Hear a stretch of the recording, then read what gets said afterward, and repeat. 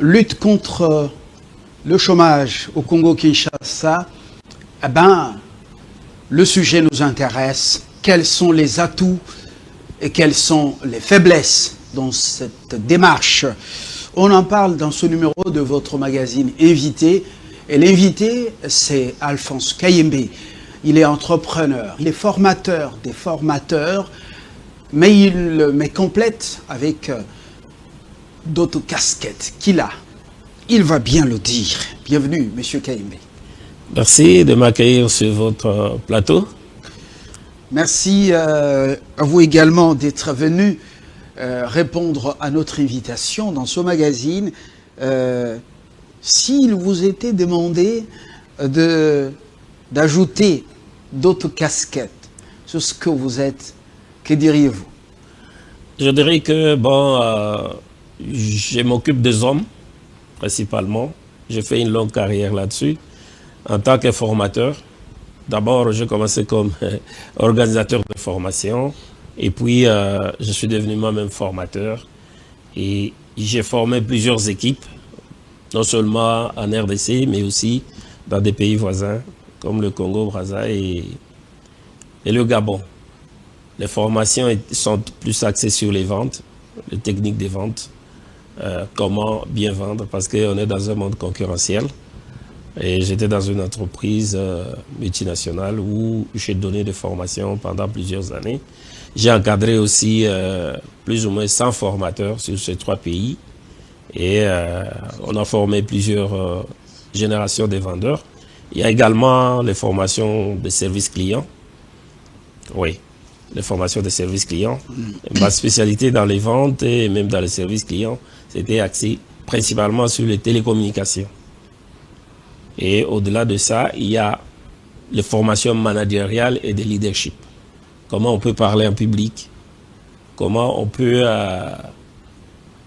par exemple, se connaître soi-même pour se développer, connaître les équipes, comment composer les équipes, parce qu'il faut d'abord se connaître soi-même, connaître les collaborateurs, parce que chacun est individuel et unique.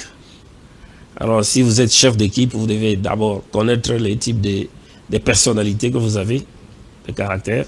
Ensuite, comment les mettre ensemble pour composer une équipe qui puisse délivrer les résultats. Et ces genres de formations sont encore un peu négligés ici, mais c'est très important pour tout groupe. C'est pour bien gérer. Il y a la gestion de conflits, la gestion de temps, la gestion de réunions. C'est une série de formations qui sont nécessaires et que j'ai eu à administrer et que j'administre encore. Au-delà de ça, j'ai la casquette d'homme d'affaires. Je suis dans l'hôtellerie. Justement, la gestion du temps, la gestion des affaires, la gestion des hommes, mais aussi la gestion personnelle. Comment beaucoup d'hommes, beaucoup de femmes ne savent pas comment se gérer. Beaucoup de responsables publics et des dirigeants ne savent pas se gérer. Salomon est tombé dans les pièges parce qu'il avait demandé la sagesse pour savoir gérer ou gouverner le peuple d'Israël, mais pour se gérer lui-même, c'était un problème. Conséquence, suivez mon regard, c'est une parenthèse. Ça, c'est très important, le domaine qui est le vôtre. La richesse d'un pays, ce n'est pas seulement les minéraux. Le Congo, et maintenant on parle de lui partout, même à la Maison Blanche, alors qu'il était question de l'Ukraine, qui n'a même pas des terres rares. Trump, le président américain, a donc également évoqué la guerre au Congo. Il dit, nous allons la terminer. Alors, au-delà de ces minéraux, au-delà du pétrole, au-delà des forêts, au-delà de tout ce qu'on peut évoquer, les cours d'eau, les poissons, que sais-je encore, l'homme est la première richesse d'un pays. Nous parlons d'abord de l'homme, démographie jeune et dynamique. La RDC dispose d'une population très jeune, près de 63% de la croissance démographique concerne les 0 à 24 ans, donc moins de 25 ans, justement. Et les projections pointent tout simplement que, oui, pointe une démographie massive à venir, 120 millions d'habitants d'ici quelques années, c'est-à-dire en 2030, et 194 millions en 2050, donc près de 200 millions. Nous sommes en train de courir derrière le Nigeria. Alphonse, dites-nous, est-ce que cette démographie jeune et dynamique, est-ce que c'est un atout? Oui, c'est un atout qu'il faut bien gérer, sinon ça devient un danger, une bombe à retardement. Et donc, je vais commencer par le risque. Oui. Tandis que si on ne s'occupe pas d'eux, qui n'ont pas d'emploi, ou qu'ils ne peuvent pas créer des petites entreprises, ça devient une bombe. Parce ils ont de l'énergie qu'ils vont maintenant dégager dans tous les sens, au lieu de le dégager, de le concentrer sur la production et le développement. C'est comme donc, il y a ce danger-là. L'énergie qu'il faut dégager dans le travail, comme ça se fait à Kanyama Kasese, oui. Et dans d'autres provinces où ils nous offrent des bancs et des champs et ainsi de suite. Alors, quand on ne le fait pas là-bas, et puis on le fait dans les corps des hommes et des femmes, c'est-à-dire la violence. C'est pourquoi il faut mettre l'accent sur comment on peut les gérer et prendre, c'est un grand capital, avoir des jeunes qui sont à 60% des jeunes, 63 vous avez dit, oui. Ils ont maximum 25 ans. Il faut bien les orienter, il faut bien les encadrer, ça doit être une préoccupation publique et de tout le monde. Voilà, c'est comme cela qu'on peut arriver à utiliser cette main-d'œuvre qui chante, qu'il faut orienter. Vous avez dit tout à l'heure que les États-Unis ont les yeux, le regard tourné sur la RDC. Eh bien, si on investit, on doit employer des Congolais. Or, quand on parle d'emploi, il faut quand même une qualification. Quand je vois les preneurs de vue, ils ont appris ce métier pour pouvoir ajuster. Les preneurs de son qui sont ici, chacun a appris quelque chose. Il faudrait bien que, justement, il doit être dosé. Oui. Voilà, je les félicite. Et donc, tous les autres métiers, il faut que les gens les apprennent, qu'ils soient certifiés pour pouvoir être utiles. Et dès que quelqu'un a un emploi du temps chargé parce qu'il doit délivrer un travail, il n'aura pas le temps de s'occuper d'autres choses, de choses qui sont criminelles, par exemple. Nous avons chaque jour ici ce que nous appelons des femmes de ménage. Mais abusivement bonnes femmes de ménage, voilà. Mais vous avez un terme technique. Non, parce qu'il combine avec le nettoyage de la maison, qu'on appelle les techniciens de surface, oui. Mais il y a les femmes de ménage. Elles doivent quand même, ne fût-ce qu'être capables, s'il y a un cas, d'intervenir. Je donne un exemple. Elle est avec une grand-mère à la maison, et puis la grand-mère fait une crise. La dame là, elle fait quoi? Elle fait que pleurer, elle va appeler les voisins, alors que si elle suit un cursus où elle apprend à cuisiner, on ne va pas se plaindre qu'elle a brûlé ou il y a un incendie à la maison, parce qu'elle a appris à gérer tout le matériel qui est dans la maison. Les frigos, les cuisinières, les gazinières et autres, il va les apprendre. Donc il faut des écoles de métier. Une formation ensemblière, globale, qui peut lui permettre d'intervenir en cas d'urgence. Vous avez parlé d'une grand-mère qui connaît une crise ou qui connaît une crise par exemple, asthmatique. Oui. Et si elle est formée, si elle a une information sur ça, elle peut intervenir. Elle peut intervenir. En l'absence de responsables. Mais aussi, d'abord, le métier de base, s'il l'apprend, elle va bien délivrer. Souvent, on se plaint, il y a trop de sel dans le... Ou bien c'est pas bien cuit, ou bien c'est trop cuit.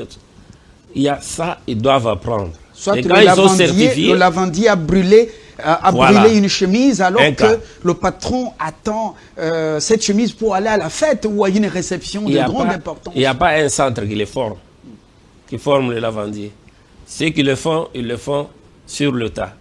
C'est bien que quand il prend son fer à repasser, il ne sait pas adapter la température du fer à repasser à l'habit.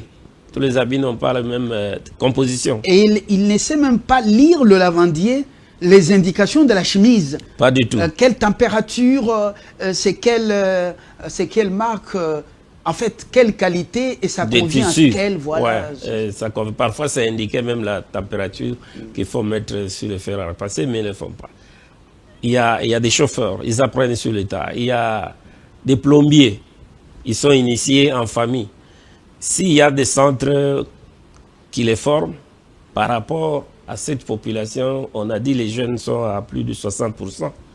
Les centres qui forment sont moins nombreux. Et donc, il y a moins de personnes certifiées maçons, certifiées carreleurs, certifiées peintres, et ainsi de suite. Or, c'est des travaux des gens qui sont avec nous tous les jours et qui doivent apprendre ce métier-là. La question, c'est de savoir comment y arriver.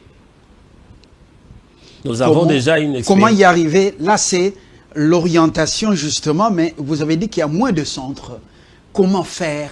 Nous sommes dans un pays vaste et nous avons, les projections nous donnent à près de 200 millions d'habitants d'ici 2050. Oui, c'est un défi majeur, mais nous avons de la terre aussi. Nous avons une superficie qui est grande, qui peut absorber tout ce monde. C'est pas de la magie. Par contre, il faut avoir des programmes comme celui de développement de 145 territoires.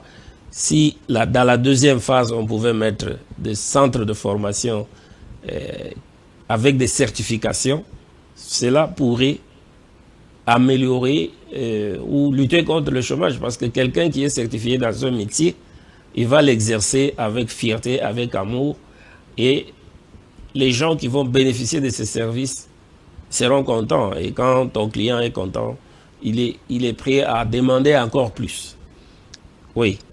Nous avons les centres de Kanyama-Kassese avec le service national. Service national. Nous voyons ceux qui avaient de l'énergie, comme je l'ai dit tout à l'heure, qui l'utilisaient négativement, qui sont en train d'utiliser la même énergie positivement.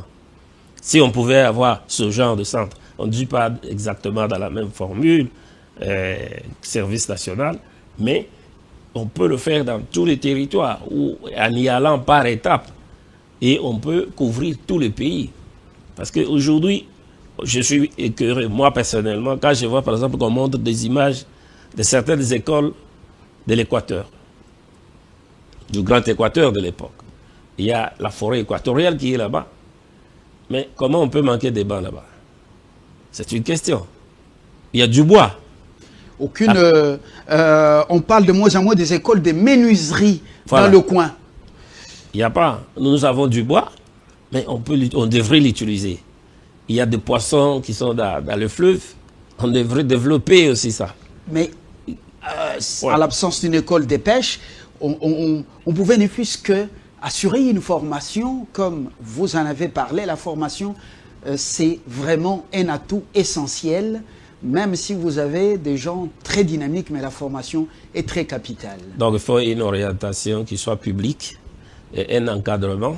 Si c'est possible, faire une combinaison publique-privée pour que cela puisse porter des fruits. Il y a des pays qui l'ont fait et qui ont des résultats. Imaginez que l'Inde, les 200 millions, c'est rien. L'Inde, c'est combien? 1 milliard 300 millions, plus ou moins 300 millions. 1 milliard 300 millions. Ils sont dans la même situation parce que les jeunes représentent plus de la moitié de la population aussi. Plus de la moitié de la population en Inde sont des jeunes. Alors, ne soyez pas étonnés que quand ils viennent, ils sont carreleurs, ils sont plombiers, ils sont peintres. Quand ils entrent dans un chantier, on vous dit qu'ils travaillent. Parce qu'il y a une conscience également qu'il faut installer. Parce que quand on forme en tout. Il n'y a pas que le métier, mais on forme aussi l'homme. On forme l'homme qui doit savoir donner de l'importance à son travail. Souvent, ici, on est dans la filière académique. Et puis après, ce qu'on fait, on dit, c'est en attendant. On aborde ce sujet, comme on dit, pendant une période très, très, très importante. Aujourd'hui, on enregistre ce magazine. On nous annonce qu'il y a eu coup d'envoi mercredi 20 août 2025 coup d'envoi des épreuves certificatives nationales de fin des formations professionnelles. On parle de 2 semaines, donc les épreuves sont étalées sur pratiquement 2 semaines. On dit qu'il y a 34 600 candidats, dont 12 500 femmes. Généralement, ceux qui sont dans les métiers innovantes ou disciplines innovantes telles que la photovoltaïque, la santé mentale ou encore la phytopharmacie. Vous vous rappelez des vous vous souvenez des phytothérapeutes. Oui. Alors, est-ce que vous avez un commentaire à faire sur ces épreuves? Quand même, c'est un événement national. Oui, c'est une bonne chose qu'il faut encourager. Mais mon souhait est que les filières puissent répondre aux besoins de l'économie. On parle des accords miniers. Il n'y a pas qu'avec les Américains qui promettent de venir. Mais il y a déjà des investisseurs qui sont là-bas. Il y a des métiers spécifiques aux mines. Là, il faut qu'il y ait dans la formation professionnelle une attention soutenue. Parce que les miniers sont capables de vous dire, voici les besoins. Et quand vous n'avez pas, ils vont importer la main-d'œuvre de n'importe où, des pays voisins ou d'autres continents. Ce qui sera très, très nuisible pour le pays parce que ces jeunes, sans être utilisés, ils vont devenir, comme vous l'avez dit, une bombe à retardement. Ah oui. Et donc, il faut une politique adaptée. Il faut que chaque fois qu'il y a des filières, plutôt les formations en question doivent répondre aux besoins. Là, vous avez parlé des photovoltaïques. C'est une bonne chose parce qu'on s'oriente vers la diversification des sources d'énergie. Voilà. C'est qui est une bonne chose. Mais le nombre aussi doit être adapté, doit répondre aux besoins de l'économie. Mais où est-ce qu'on a besoin de ça? Ça pose aussi une question d'implantation. OK? Bon, les écoles de menuiserie doivent être là où il y a du bois à porter, plus facile à obtenir et à traiter. Ils ont grandi avec le bois. Là où j'ai parlé, il y a la forêt équatoriale. Ils ont du bois. Ils doivent savoir les distinguer, ils doivent savoir comment le couper, l'usiner, le sécher, jusqu'à produire des produits finis. Et là, il faut garantir aussi un marché. Ça doit faire, même la pêcherie. S'il y a un investissement pour la formation... À Mwanda, par exemple, ouais. La pêcherie exige que, par exemple, l'ancien Fumutchende ou même au centre dans la cité des Mwanda, oui. Qu'il y ait des écoles ou des centres de formation qui doivent... Les bateaux de pêche sont arrivés. J'ai vu, je crois, 6 bateaux de pêche. Des bateaux new. Je suis en train de me dire, mais qui va faire ce travail si les jeunes ne sont pas formés? Ok, non seulement il faut pêcher, mais il faut conserver et il faut vendre. Parfois même transformer. Donc ça doit faire toujours des chaînes. Et dans les chaînes, dans toutes les chaînes, on a besoin d'ouvriers. Sur la place de Kinshasa, ce n'est pas seulement à Kinshasa, même à travers le pays, on voit des chaînes de distribution, de grande distribution qu'on appelle des supermarchés. Les gens qui travaillent là-bas, ils sont formés sur l'État. Et parfois, c'est difficile. Parce que c'est le patron lui-même qui va sélectionner, embaucher et puis leur donner du travail. Mais si déjà l'investisseur vient, il trouve qu'il y a une école, il y a des centres, on forme les gens qui travaillent dans les supermarchés, soit comme vendeurs, soit comme caissiers ou autres fonctions, dans les dépôts et tout ça, les stockages, il sera content, il ne va pas perdre du temps. Il va se concentrer sur son business et il a la main-d'œuvre qualifiée. C'est ce qu'on appelle la main-d'œuvre qualifiée. Il y avait dans le temps, par exemple, une école de navigation et tout le corps de métiers liés à la navigation. Ils sortaient de cette école-là. Cette école, c'est à Kalamou, oui, si je ne me trompe pas. Oui. Kalamou, dépasser le rond-point Victoire, oui. Comme si vous alliez vers le centre Lindongé. Entre Matongé, Kaouka, Matongé, Kaouka et le stade l'école Tata de Raphaël. navigation qui date de longue date et donc de longtemps, mais dont les fruits formés ont beaucoup servi à l'ONATRA. Non seulement à l'ONATRA, mais tous les opérateurs privés qui sont dans la navigation, ils utilisent les fruits, les éléments sortis de là. Voilà. Ce qui est un bon exemple. Oui. Ça me renvoie également au centre de formation Marie-Antoinette, Maman Mobutu à Limité. Je ne sais pas ce qu'il est devenu actuellement. Dans ce pays, dès qu'un régime passe, tout ce qu'il a fait par moment tombe en désuétude. On vient de voir que 63% de la population congolaise est jeune, moins de 25 ans, un véritable potentiel de main-d'œuvre qualifiée si la formation est assurée, qui pourrait devenir un moteur économique et les bonnes politiques, si les bonnes politiques sont appliquées. Vous avez fait allusion à l'absence de centres de formation et autres. Beaucoup d'écoles, de grandes écoles, sont en train de devenir des universités avec le 3e cycle.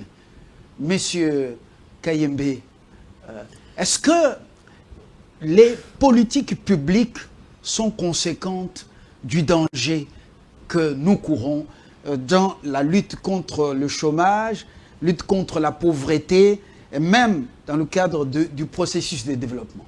Comme vous disiez tout à l'heure, c'est vrai qu'il y a des centres de formation, mais maintenant il faut, disons les choses telles qu'elles sont, copier avec fierté. Qu'elles font les autres? On parle d'un pays qui a 1,3 milliard d'habitants. La moitié, c'est 600 millions. Et au-delà de la moitié, on est à 700 millions de jeunes. Et comment ils les gèrent? On peut copier, on peut coller ici. Il y a une orientation claire. Donc on dit, on n'a pas de travail à donner dans des bureaux d'une manière illimitée. Vous n'allez pas avoir une fonction publique qui va absorber, par exemple, 30 millions. Sinon, c'est plus des bureaucrates. Or, on a besoin de gens qui travaillent dans différents métiers. Donc, il faut une orientation. On ne dit pas que ça n'existe pas. Est-ce que ça va répondre aux besoins de l'économie? En tout cas, mon avis, c'est que jusque-là, ça ne répond pas. Donc, il faut ces centres de formation qui ne soient pas de style académique, où quelqu'un doit étudier 9 mois x 2, où il doit étudier 6 mois. Il y a une institution publique, je ne vais pas citer, mais qui organise des formations qui n'a qu'un seul campus. Or, ils ont quand même des moyens d'installer des centres de formation dans tous les quartiers. Quelqu'un qui veut apprendre la couture, il va quitter l'IPEN pour venir à Limité. Et il va le faire pendant 6 mois. C'est trop. C'est trop. Il y a des gens qui apprennent la coiffure sur l'État. Ils sont aussi efficaces. Mais si on doit venir l'apprendre, il faut que ce soit court. Et surtout, le volet pratique est plus important que beaucoup des théories dont on gave les Congolais et les Congolaises. Oui, l'école nous vole beaucoup de temps, l'école. Oui, le temps, il est précieux, on nous le vole. Et la preuve, c'est qu'il y a des enfants qui sortent des universités à 30 ans. Et à 30 ans, ils devraient déjà être utiles à l'économie, parce que s'ils continuent d'étudier, ils pèsent. Ils pèsent sur l'économie. Donc concrètement, comment les autres font à l'intérieur, en dehors de capitales, de grandes villes, on forme les gens là-bas, en coiffure, distribution,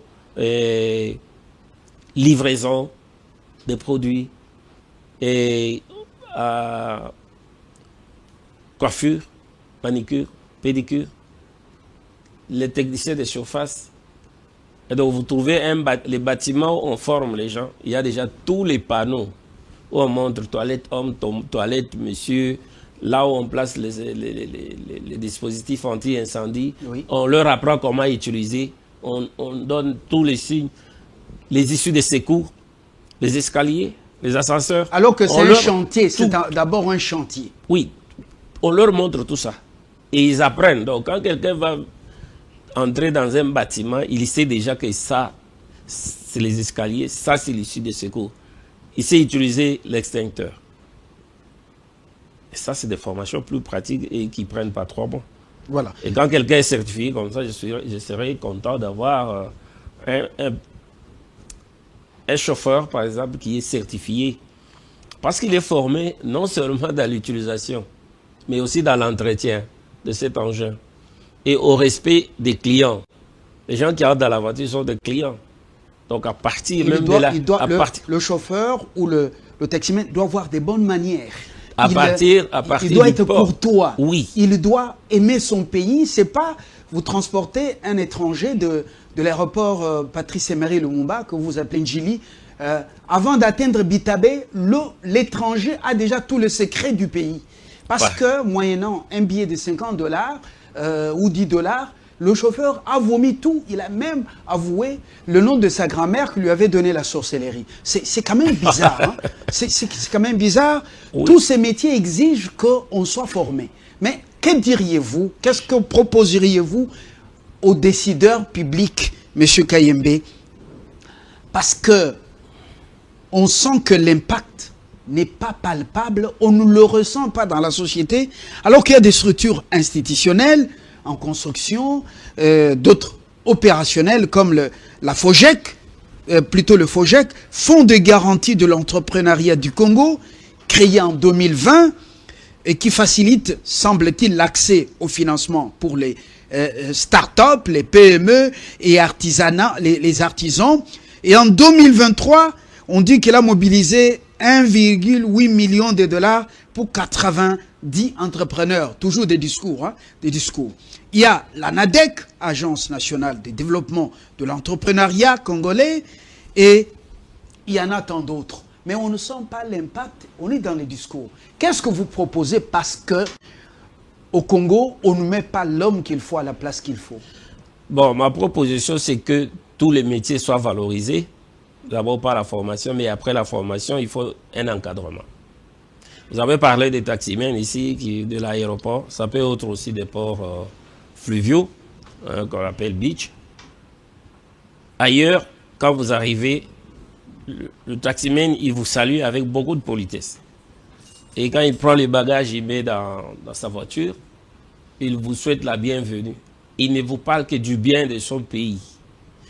Il vous présente le long de la route tout ce qui est comme monument. Il vous raconte l'histoire de son pays. Il vous communique un mot de passe de son Wi-Fi. Donc il a déjà un Wi-Fi, il sait que vous venez de l'étranger, vous n'avez pas la connexion locale. Il vous dit voici les mots de passe.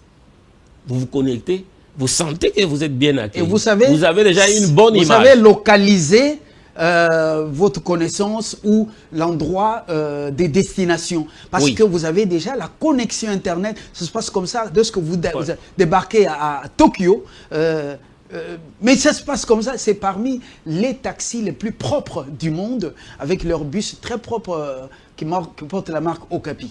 Voilà. Oui, merci. Ben, heureusement que vous avez déjà vécu de bonnes expériences. Et ces expériences que vous avez vécues ne sont pas venues par hasard. C'est parce qu'il y a une formation. Il y a des agences, et je dois avouer, je n'ai pas les détails de leurs activités, mais ce que je peux conseiller, c'est qu'ils peuvent travailler avec des corporations. Oui, les chauffeurs sont dans des corporations. Comment améliorer leur service? Parce que c'est la population qui doit en bénéficier. L'habillement, la propreté, la manière le savoir-vivre et le savoir-faire. Le maintien même de l'engin. Oui. Les chauffeurs qui commencent, ils peuvent devenir patrons. On a connu des histoires comme ça, des gens qui sont devenus patrons dans le transport parce qu'eux-mêmes, ils étaient chauffeurs. Ils doivent aimer le travail, ils doivent le rendre productif. Si c'est un engin qui appartient à un autre, ils doivent le rémunérer et travailler sur l'investissement dans le futur. Si les gens qui sont dans le métier sont appuyés, ils peuvent avancer. Mais il faut toujours bien surveiller l'utilisation des moyens qui sont mis à disposition. Donc, il y a une combinaison de l'exécution, mais il y a aussi l'aspect des contrôles qui doit pas être négligé. Et si quelqu'un n'est pas contrôlé, il aura tendance à faire ce qui n'est pas autorisé. Vous savez pourquoi on s'est beaucoup attardé sur le premier atout, la démographie, et deuxièmement, l'absence ou la formation insuffisante comme faiblesse? On a l'atout, on a la faiblesse, on y va graduellement. Ça, ce n'est que le premier numéro consacré justement à cette thématique. On a un souci dans ce pays. Okay. Les financements, oui. L'accès au financement dans des banques et autres, ça se fait selon l'appartenance ethnico-tribale, la proximité avec les dirigeants, c'est fait de manière aléatoire, beaucoup de discriminations, ça c'est un aspect. Mais il se pose un problème, l'absence ou bien l'insuffisance de la formation. Les savetiers, ils ne soignent pas leur boulot. Vous n'avez qu'à voir comment ils s'habillent quand ils sont dans le poste de travail. Savetiers, qu'on appelle cordonniers. Les cireurs, un des dirigeants d'un pays africain ici fut cireur en Ouganda. Aujourd'hui, il est président de la République malgré ce qu'il fait dans ce pays contre le nôtre. Et puis, il y a également ce problème de mensonge. Lukuta, Yabatailleur, les couturiers, Lukuta. Les hommes de métier, quand ils vous disent à midi, sachez que ça va prendre une semaine. Quand ils vous disent seulement midi, c'est-à-dire, faites les calculs, c'est 12 jours. C'est-à-dire presque 2 semaines. Ce n'est pas seulement ça. Il y a également le problème de manque de sérieux dans ce qu'on fait. On peut en parler, peut-être c'est le clou de ce. Oui, on parle souvent de changement de mentalité. Je pense que ça fait partie des choses qu'il faut redresser. S'ils traînent avec, ou s'ils ne respectent pas les délais, c'est parce qu'il n'y a pas une concurrence, ou la concurrence est insuffisante. Et donc, si on fait beaucoup de formations, des gens certifiés, qui sont bien encadrés, qui sont des tailleurs, ils peuvent faire un travail, et ceux qui ont l'habitude de ne pas respecter les délais, ils vont se corriger eux-mêmes. Si dans le quartier, c'est papa X ou maman Y seul qui fait du bon travail, parce qu'il n'y a pas la concurrence qui se met à recevoir les commandes et à ne pas respecter. Et aussi l'esprit d'entrepreneuriat, c'est que bon, moi j'ai beaucoup de commandes, pour respecter mes clients et livrer dans le délai, je dois engager d'autres tailleurs et les encadrer pour que je puisse respecter les délais. Ça passe par cette éducation même de ceux qui sont déjà dans le métier. Les chauffeurs qui existent, les tailleurs qui existent, les cireurs et autres. Pourquoi ne pas les former, les recycler? On parle de ça tout le temps. Comment respecter les délais? Ça fait partie des éléments clés.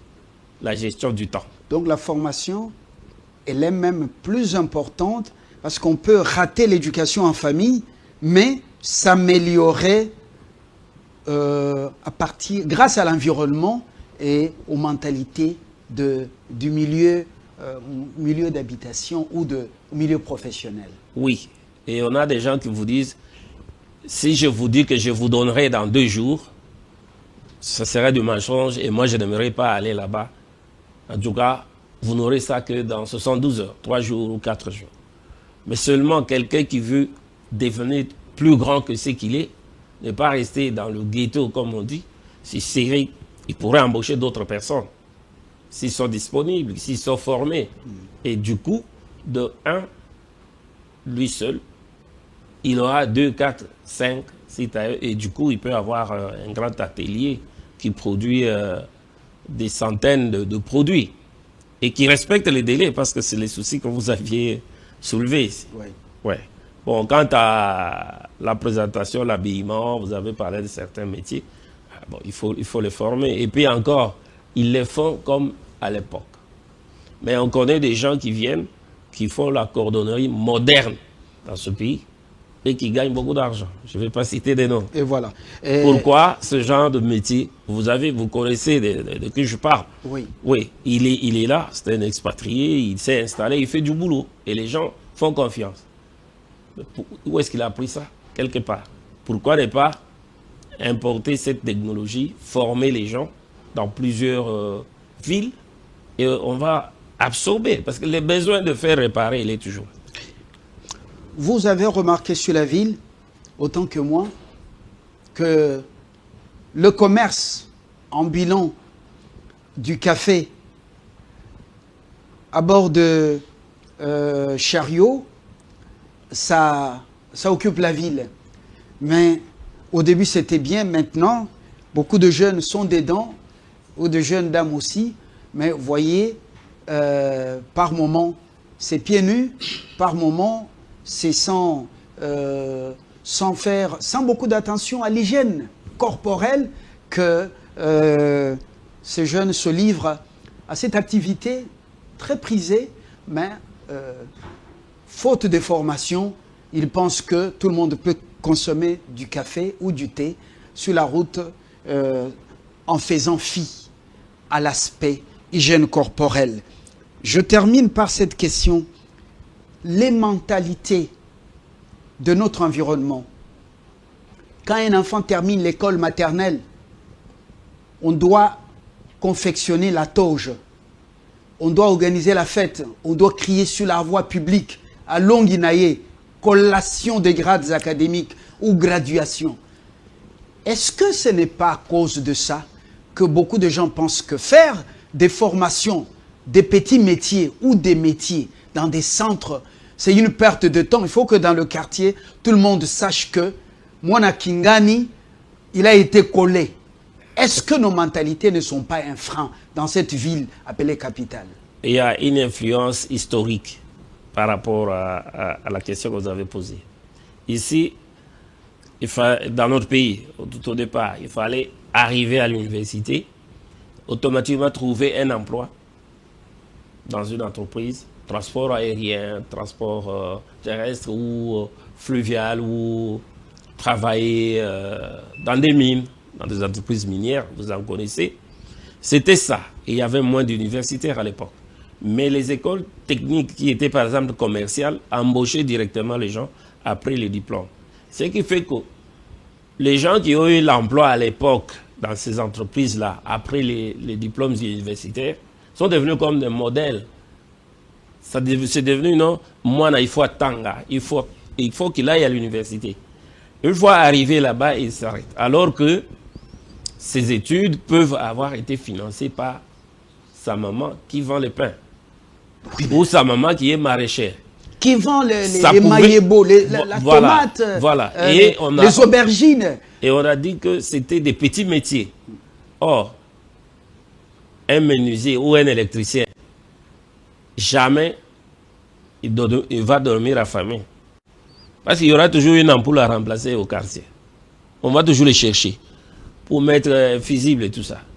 Mais celui qui a le gros diplôme là à Longinaye, il commence à chercher l'emploi. À la fin, il faut qu'on considère qu'on a besoin de vivre, de bien vivre. Et pour bien vivre, il faut travailler. Et comme on dit, il n'y a pas de sot métier. Il n'y a que des sauts de gens. C'est qu'on refuse de faire ici parce qu'on a les diplômes universitaires. On va en Europe, on le fait. On fait tous ces travaux-là. On balaye. On est conducteur de taxi. On est conducteur, on est en train de collecter les immondices. On nettoie les routes. Ça paye. Et les gens vivent. Attention, à l'étranger, en Europe, aux États-Unis, on ne demande pas à quelqu'un, vous faites quel boulot, c'est quel job, le vôtre. On ne demande pas marié ou célibataire, on demande vous avez combien d'enfants. Ce sont des questions que les Africains s'abstiennent de poser lorsqu'ils arrivent de l'autre côté. On sait seulement qu'à Kaï Moussala, il va à Betikayou. Ici, au moins, nous avons le temps de nous moquer de ceux qui font ce qu'on appelle petit job. C'est ce qu'il faut changer. Il n'y a pas de sous-métier, il n'y a pas de petits jobs, tant qu'on peut vivre de ça. Très bien. On peut s'occuper de sa famille, de soi-même et de parents. C'est déjà ça. Ça vaut la peine que je sois incisif et que le formateur m'apaise et puisse vraiment vous amener à comprendre les choses. Moi, je provoque. Dans le deuxième numéro, on parlera justement, on va continuer avec les atouts et les faiblesses, ce qu'on a qui peut nous amener plus loin et ce qui nous tire vers le bas, ce qui manque. Autrement, ce que je viens de dire, on parlera des programmes de protection sociale à effet catalyseur, on parlera de plans gouvernementaux ciblés, on parlera également des ressources naturelles et potentiels agricoles. On n'oubliera pas la domination de l'économie informelle qui exige d'être coachée, et puis chômage structurel, surtout chez les jeunes et les femmes, sans oublier l'inadéquation entre formation et marché du travail, d'où la reconversion professionnelle. Au sali droit, Fumunchiki, une maîtrise en droit ou une licence, après Moussale Monanité, vous pouvez suivre une formation et devenir un caméraman ou une caméra-woman, ou devenir, par exemple, un charpentier et gagner la vie, envoyer les enfants à l'université, ils terminent et deviennent des grands messieurs. Alors, je vais vous garder dans plusieurs numéros. Je n'ai fait que les annonces. D'accord, merci beaucoup. Tant que j'aurai du temps, je ne vais pas hésiter de répondre présent à votre invitation. Merci. Alphonse KMB, je rappelle que vous êtes entrepreneur, vous êtes formateur, des formateurs, et également vous êtes dans les affaires, c'est très important, le secteur informel ou le privé, et ce qui donne beaucoup plus de poids à ce que l'État fait. L'État ailleurs ne crée même pas des emplois, mais il met un environnement propice à créer des emplois. Prochainement, si vous ne me voyez pas sur le plateau de Congo 26, c'est que je suis devenu moi-même entrepreneur avec ma propre boîte, ma start-up. C'est possible. Je ne rentrerai pas à la maison éternelle sans faire quelque chose. Je dois marquer mon temps. À très bientôt. Très bien, je vous souhaite tout le meilleur. Merci. Merci. À plus tard.